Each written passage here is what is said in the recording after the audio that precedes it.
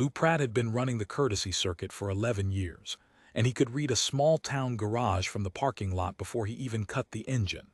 Faded sign, 2 bays open to the morning heat. A kid's bicycle leaned against the soda machine, and in the 3rd bay, sunk in shadow, the unmistakable hump of something under a canvas tarp that hadn't moved in a long time. Lou smiled. Tarp cars were where the money was. Nobody covered junk for nothing, and nobody who covered something for that long ever remembered what it was worth. He found Cole during elbow-deep in a pickup's water pump, a girl of about 10 perched on a stool nearby with a math workbook open on her knees, working problems to the rhythm of his wrench. DOERRING and Son, the sign out front said, in paint that had been touched up more than once. "Didn't know you had a partner yet," Lou said, friendly as he could make it. "Working on it," Cole said, not looking up. "Help you with something." Lou laid it on thin and easy. He ran a regional pickup service, did small shops a favor, hauled off dead inventory before it ate up insurance space, paid cash, no paperwork, no hassle. His eyes kept drifting past Cole to Bay 3. "That one under the tarp give you any trouble?" "That one's not for sale." "Didn't ask if it was for sale. Asked if it gives you trouble." Lou crossed to it before Cole could answer and lifted a corner of the canvas, just enough to see a low fender, a long hood, paint gone the color of an old bruise under 30 years of dust. Some kind of home-built special by the proportions of it. Worthless to anyone but a hobbyist, and even then it'd want 10 grand of work just to roll. "Tell you what, 400 cash today and I'll throw in the tow." "It's not mine to sell," Cole said, and there was something in his voice that wasn't anger, just a door closing gently on a room Lou wasn't going to see.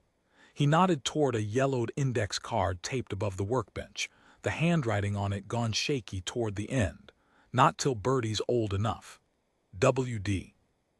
WD. My dad, Walt." Cole wiped his hands on a rag that had been red once. "Passed 14 months ago. Left me the shop, left that car under that tarp, and left me that note. As far as I'm concerned, the note's still good." Lou had heard 100 sentimental holdouts say 100 things like that, and most of them sold within the year, once the back property taxes came due. He let it go for now and handed Cole a card. "You change your mind, call me before you call anybody else. I'm fair." He glanced once more at the girl, who'd stopped pretending at her math and was watching him with the flat, unhurried look only kids and good poker players ever managed. "Bertie, huh? That's a good name." "It was my grandma's," she said. "Grandpa always said the car was hers too, sort of." Lou filed that away without quite knowing why. Paid $400 for a pallet of brake rotors he didn't need just to make the trip worth something, and drove on.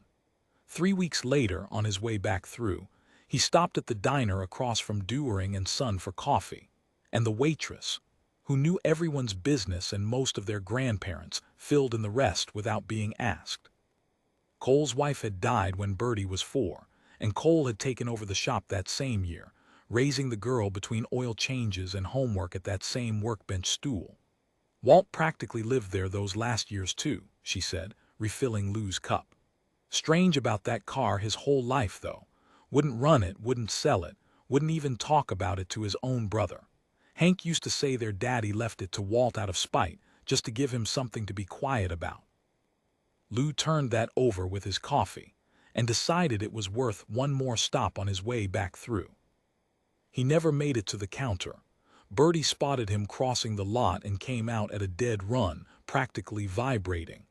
"Mr. Pratt, Mr. Pratt, you have to come see, we found Grandpa's letter." Inside, the tarp was off. In daylight, with 30 years of dust wiped down, the car looked like nothing Lou had ever hauled low and lean, with a hand-formed aluminum nose and a number 0 painted on one flank, half worn away. A woman in a blazer crouched at the open driver's door, holding something the size of a deck of cards wrapped in oilcloth, her hands not quite steady. "This is Diane Cassell," Cole said. "She's a historian, works for the Callaway Heritage Trust. I called her after Bertie found the toolbox." The story came out of Cole in pieces. the way a thing does when a man is still getting used to it himself. 2 days back, clearing the rear shelf for a yard sale, Bertie had knocked loose a steel toolbox wedged behind a stack of tires, too heavy for tools, locked, with Walt's initials scratched into the lid.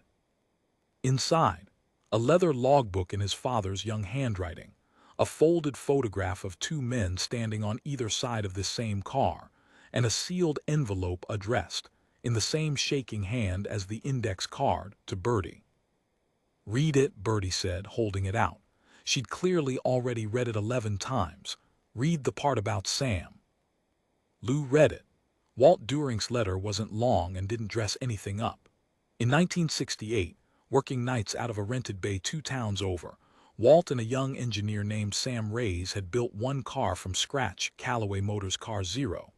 The prototype meant to put the company on the map, before Callaway's own investors gutted the firm in a patent fight and tried to pin the loss on Reyes, claiming he'd stolen the design he'd drawn with his own hand.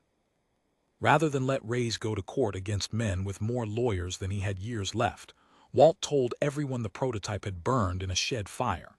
He drove it home that same night, covered it, and never ran it again, not because he was sentimental about it, but because as long as the car existed, somebody with the right lawyer could still drag Sam Reyes' name through a courtroom. Walt had simply waited him out. 40 years. The letter ended. "Bertie, your grandma always said this car belonged to whoever loved it enough to wait. That's you now. Find out what happened to Sam's family and make sure his name goes back where it belongs. After that, do whatever you want with the rest. Love, Grandpa." Diane Cassell looked up from the chassis tag, 3 rivets, a stamped 0, a partial Callaway crest worn nearly smooth, like a woman who'd spent 20 years searching for a door and just found the key still in the lock. "We've been looking for Car Zero since the trust started," she said quietly. "There's a chapter of Callaway's history that's just blank. Sam Reyes' name was scrubbed from every record after 1969. We assumed he'd taken a payoff and disappeared." She turned the chassis tag over once, carefully in her palm. "He didn't disappear. He spent the rest of his life teaching shop class at a community college 2 counties over, and he died believing he'd been forgotten as a thief. He has a daughter, Marisol. She's 71 now, lives outside the city. I've spoken with her twice over the years, trying to find anything that might clear her father's name. I never had anything to give her." She looked from Cole to Bertie. "Do you understand what your grandfather did? He gave up 40 years of being able to say what he actually built, to keep one man's name clean, for a family he never even met." Before anyone could answer, a truck pulled into the lot, and a heavyset man in his 60s climbed out scowling. Hank During, Walt's younger brother who hadn't set foot on the property since the funeral. He'd heard from the same waitress probably that there was some kind of antique in his late brother's garage, and he wanted to know why nobody had called him. "That shop was half Dad's," Hank said, jabbing a thumb at the building, ignoring the car entirely. "Anything in it that's worth something. That's family property, and I'm family too." Cole didn't raise his voice. He set down the rag he was still holding, walked Hank through exactly what the letter said and exactly what the car was, and then said the thing Lou hadn't expected from a man who'd just been handed a fortune. "Dad's letter doesn't mention you, Uncle Hank, but he raised me to do right by people whether they're owed it or not. Whatever this sells for, I'll see you get a fair share of the shop's half, same as if Dad had split it himself. That's not negotiable, and it's not up for an argument either." Hank opened his mouth, looked at the car, looked at the girl holding her grandfather's letter against her chest like it might fly away, and shut it again. He left without another word and didn't come back, but he also, Lou would learn later, didn't fight it. 30 days later, Lou Pratt stood at the back of a glass-walled auction hall 200 miles away, in a sport coat he'd bought for the occasion, and told himself he'd return. He hadn't exactly been invited. Cole had mentioned the date almost as an afterthought, the way a man mentions something he assumes a stranger won't care about. Lou had cared. Car Zero sat under white light on a slow turntable, restored to its original silver and red, but otherwise untouched. Diane's team had insisted on that. called it the most honest restoration the trust had ever done. The bidding opened high and didn't slow down for long. Lou watched the number climb past anything he'd have guessed in his wildest moment that first afternoon, past anything he'd have laughed at if a man had said it to his face, and settle, finally, at $3.8 million, to a buyer representing a small engineering scholarship fund at the county technical college, who'd outbid two private collectors specifically, so the car could go on permanent loan to the Callaway Heritage Trust, with Sam Ray's name back on the placard, in full. For the first time in 56 years. Cole hadn't bid on anything and hadn't needed to. Per his father's letter, the proceeds were split 3 ways before they ever touched a bank: a trust for Birdie, an endowment for the Rays scholarship in perpetuity, and, to Cole's visible discomfort and Diane's quiet insistence, a finder's commission, because, as Diane put it, that's how this is done properly, and I expect Walt would want it done properly. Lou hadn't expected his name on that list.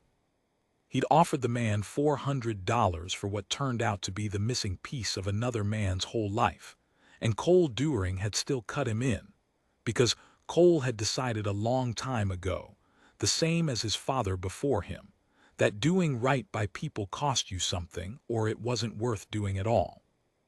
Before the gavel fell, an older woman in a gray cardigan had been led to a front row seat by one of the trust's volunteers, Marisol Reyes, 71, who'd been told only that something concerning her father had come up.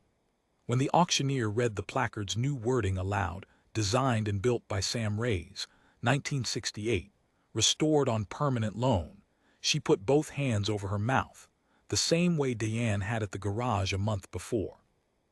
Afterward, Cole crossed the hall to introduce himself and Birdie, and the two families stood together for a long moment without much being said, because nothing needed to be. Afterward, on the steps outside, Birdie found Lou before he could slip away. She had the logbook with her, the corner of Walt's letter sticking out from between its pages like a bookmark. "Grandpa knew somebody'd come along who didn't get it at first," she said, not unkindly. "He wrote about that too. Read the last page." Lou took the logbook. On the final page, in handwriting that had clearly cost the old man some effort by then, Walt Dewering had written one line, dated the week before he died. "Some people look at a thing and see what it costs. Took me my whole life to learn the only number that ever mattered was the one on the day somebody finally got to hear the truth." Lou closed the logbook and handed it back, and for a long moment he didn't say anything at all, just stood there in his new sport coat in the wide afternoon light, looking at a 10-year-old girl holding her grandfather's whole life in both hands like it weighed nothing. Because to her, it didn't. It was just Grandpa's car and Grandpa's letter and a stranger's name, finally, going back where it belonged. "Tell your dad," Lou said finally, "if he's ever got another tarp in that shop he should call me first. I'll pay full price this time, whatever's under it." Birdie grinned and ran back inside to find her father. Lou Pratt stood alone on the steps a while longer, in no hurry at all, watching the late sun catch the last of the silver paint through the glass, and thinking, for the first time in 11 years on the road, that he'd gotten the value of a thing wrong on the very first look, and been glad in the end to be wrong.